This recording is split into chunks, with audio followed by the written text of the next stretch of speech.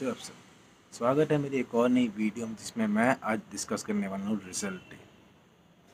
Result day क्या होता है, मतलब तुम अगर स्कूल लाइफ में रहे हो ना, तो स्कूल लाइफ में सिर्फ दो ही रिजल्ट डे माने जाते हैं, तुम्हारे फैमिली, पूर्वज एवं तुम्हारे परिवार के द्वारा, 10वीं और 12वीं।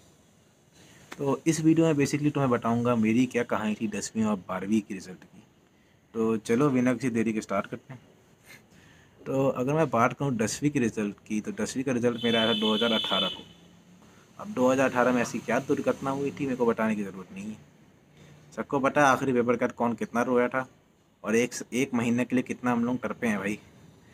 मत लो एग्ज़ाम यार, मत लो, पागल हो जाएंगे दोबारा पढ़ के वो। और 10वीं में सबसे बड़ी चीज़ होती है कि तुम्हें ना रिफ्रेशर से इंट्रोड्यूस करा दिया जाता है। आर डी शर्मा, एस चांद, ऑल इन वन, एवरग्रीन, मतलब कसम से एनसीईआरटी का तो रोल ही नहीं होता कोई। एनसीईआरटी पढ़ता ही क्यों है कोई टेंथ में। सिर्फ नाम की होती है एनसीईआरटी किताब, सिर्फ दिखाने के लिए। इतने सारे प्रोफेसर के मतलब यूट्यूब का वीडियो देखा, बोलते एनसीईआरटी से पढ़ के जाओ, मतलब अच्छा रहेगा, तुम्हारे एग्जाम में अच्छे नंबर आएंगे। बस स्कूल वालों को कौन समझाएगा, स्कूल वालों ने डालना ही इस चांस से। मतलब एनसीईआरटी तो झक मारने के लिए आई है भाई बस, कसम से। और एनसीईआरटी सबसे खासियत पता है क्या है, अगर तुम स्कूल लाइफ में रहे हो ना, तुम्हें हर साल की इवन 90s की तुम्हें किताब मिल जाएगी एनसीईआरटी की। कैसे? भाई ने भाई को दी, भाई ने फिर से भाई को दी, और भाई ने फिर से भाई को दे दी। मतलब चलती जा रही है पीढ़ी। अगर तुम क्लास 10 में पढ़ रहे हो ना, तुम्हें एक फ़ोन कॉल जरूर आएगा, भाई मेरे को किताबें दे दे, मेरे को बुक दे दे, मेरे को भाई को देनी, मेरे को बहन को देनी, मुझे खुद पढ़ना है। भाई कसम से, मतलब अपडेट नहीं हुआ एनसीईआरटी कोई भी, तभी रिफ्रेशर आ गई उसकी जगह। तो ये तो 10th की बात थी कि कैसे एनसीईआरटी आर डी शर्मा ये सब आई। और मतलब अगर मैं एग्ज़ाम की मल्टीपल से ले जाऊँ तो दो ही एग्ज़ाम होते हैं, मतलब 10th में शायद दो प्री बोर्ड हुए थे, प्री बोर्ड 1 और प्री बोर्ड 2। प्री बोर्ड 1 मेरा अच्छा गया था, प्री बोर्ड 2 में मुझे ना, मतलब प्री बोर्ड 2 मेरे को बहुत ही अचानक से देना पड़ा था। और सबसे अजीब बात थी जब हमारे प्री-बोर्ड 1-2 खत्म हुए थे, हमें 5 सैंपल पेपर सॉल्व करने को कहा था। जो मुझे समझ नहीं आया लॉजिक क्या बनता है। अगर तुम पूरा स्कूल में पढ़ रहे हो, किताब से पढ़ रहे हो, तो तुम्हारी नॉलेज मैटर करती है, ना कि सैंपल पेपर स्ट्रेंथ में, मेरे लिए तो। क्योंकि अगर मुझे सैंपल पेपर पढ़नी है तो मैं नेट से निकाल के नहीं पढ़ लूँ। तुमने गलत है, सैंपल बुक की बुकलेट दी, दो मेरे को अभी तक याद है, मेरे ख्याल से 208 रुपये की बुकलेट थी वो। तो I don't think it any has sense कि तुम उसे 208 की बुकलेट खरीदोगे। इवन तुम उसे इंटरनेट से जाके फ्री में डाउनलोड कर सकते हो सैम्पल पेपर्स को, तो मेरे लिए वो सेंस नहीं बनता। और अगर तुम दे भी रहे हो तो मतलब अगर पूरे मतलब क्लास में बांटे तो अलग बात है। जैसे हम, मैं भी स्कूल में पढ़ता हूँ, सबने मतलब इकट्ठा करके दिया और फिर तुमने मतलब सैम्पल पेपर लिए मैम से, तो वो अलग चीज़ हो जाती है। बट ऐसे स्कूल में बोले कि भाई कंपलसरी लेना चाहिए, किसी को घंटा सॉल्व नहीं करने वाला सैम्पल पेपर, फ़र्क नहीं पड़ता भाई। तो यहाँ तक तो इसकी कहानी थी। और सैंपल पेपर के लिए दोहराया भी गया हमें। मैंने जब बोला ना सर मैं क्यों करूँ सैंपल पेपर, बोलते नहीं करना पड़ेगा, कंपलसरी है, ये नहीं वो नहीं। मेरे को अभी उस चीज़ का घंटा फर्क नहीं पड़ा कि उस लाइफ वो उस फेज चला भी गया मेरी लाइफ से इसके बाद। तो चालू करते हैं इसके आगे क्या हुआ, ठीक है। तो इसके आगे नॉर्मली बोर्ड चालू हो जा रहे, तो मैं एडमिट कार्ड मुझे लास्ट मेरे ख्याल से फरवरी एंडिंग में मिला था। और मैं को याद है जब मेरे प्री बोर्ड लास्ट लास्ट खत्म हो गए थे और उसका रिजल्ट आ गया था, तो उसके हमको एंडिंग में रिपोर्ट कार्ड मिलता है और एडमिट कार्ड मिलता है। मैं लेके चला जाता हूँ, मतलब पैदल चला जाता हूँ, क्योंकि उस समय मैं बहुत ही बड़ा एथलीट या टोपचंद था कि मैं घर तक पैदल चला गया। तो मैं चला जाता हूँ। तो उसके बाद फिर नॉर्मली बोर्ड चालू हो जाते हैं, 10th के जैसे नॉर्मल चलते हैं, पहले चलते हैं। तुम अपने स्कूल मतलब अपने घर से सेंटर तक जाते हो, जब मेरा वहाँ पे मेरे ख्याल 12-13 किलोमीटर था। पहाड़ों का 12-13 किलोमीटर बहुत भारी पड़ता है, कहना। तो पहली बार था, कुछ एग्ज़ाम में तो मैं ऑटो वाले के साथ भी गया हूँ, क्योंकि मेरे पापा टूरिंग के जॉब से बाहर रहते थे। पर ट्विस्ट होता है रिजल्ट के आखिरी वाले दिन में। मैथमेटिक्स का एग्ज़ाम कोई नहीं बोल सकता जो 2018 का रहा है भाई, मतलब कसम से। तुम्हारी खुशी को ना मजाक बना दिया गया था। 12वीं का ये मजाक तो कुछ भी नहीं है उसके सामने, कि तुम्हारे मतलब रुकाया गया है। उस समय तो भाई एग्ज़ाम के बाद ही बोल दिया था ना बेटा तेरी खुशी छीन ली जा रही है, जा सर दोबारा एग्ज़ाम दे। मतलब क्या है यार। मतलब एक ने पेपर लीक किया, हमें तो पता भी नहीं था पेपर लीक हुआ था उस समय। हम तो नॉर्मल जैसे बच्चे जा रहे थे, हम लोग एग्ज़ाम हॉल के रेडी थे, वैसे ही जैसे नॉर्मल जैसे आ रहे थे, हम डीपीएस में पहुँचे, एग्ज़ाम दिया, 4 घंटे आराम से बैठे।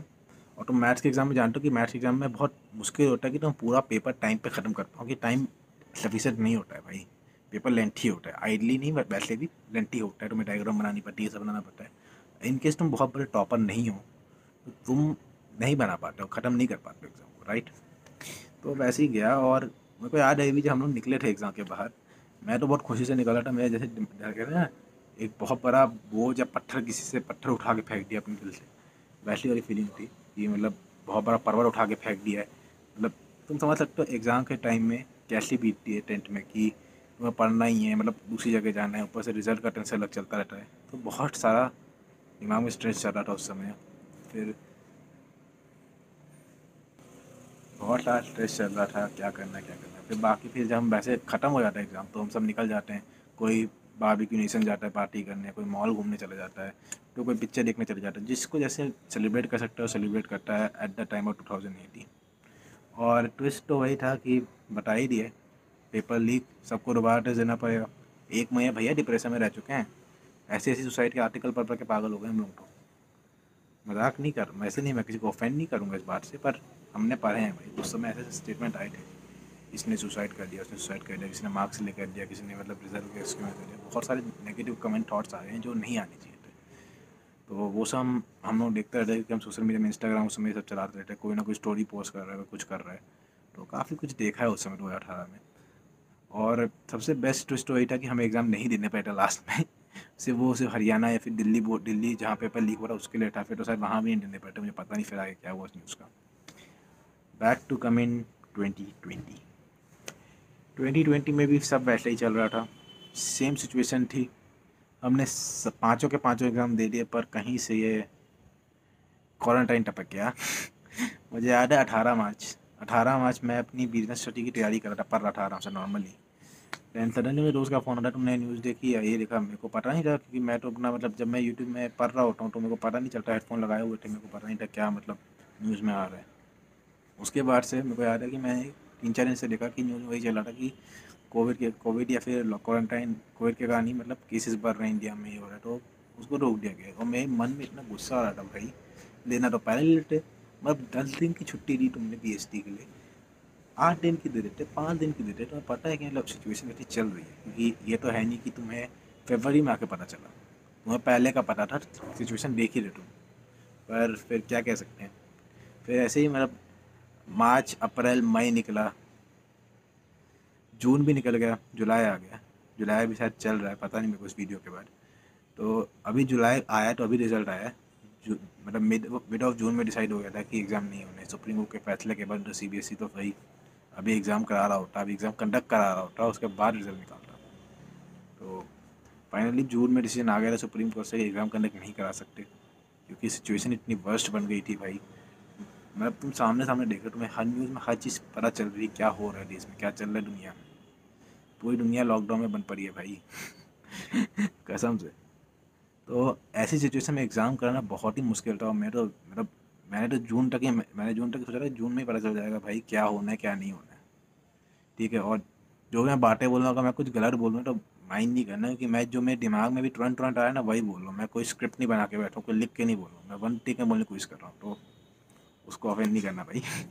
बाकी फिर रिज़ल्ट तुम जानते हो कि फिर ये सब हो गया, सिचुएशन काम डाउन हुई, और जुलाई में हमारा काउंटडाउन शुरू किया, रिज़ल्ट कब आएगा। तो रिज़ल्ट बोल रहे थे 15 जुलाई तक आएगा, बट सडनली बम गिरा है मेरे ख्याल से। आज 15 है ना, तो मेरे ख्याल से 14 को गिरा था, 14 या 13 तारीख को, 13 को बम गिरा था कि रिज़ल्ट आएगा। 12 बजे मैं नॉर्मली दोस्त के साथ बात कर रहा था, चैटिंग कर रहा था, तो बोलते कि रिज़ल्ट आ गया। और रिज़ल्ट निकालना सीबीएसई की वेबसाइट से पहले दिन, यानी कि इतना बड़ा स्ट्रगल है भाई। मैंने अपने तीनों डिवाइसेस को रखा हुआ है आमने सामने, तीनों में 3-3 लिंक खोल के बैठा हूँ कि कौन सा खुलेगा, कौन सा खुलेगा, कौन सा खुलेगा।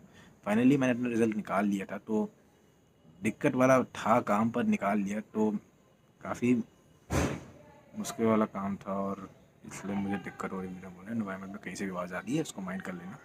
बट मैंने निकाल लिया था, और मेरे आए थे 63% टोटल में।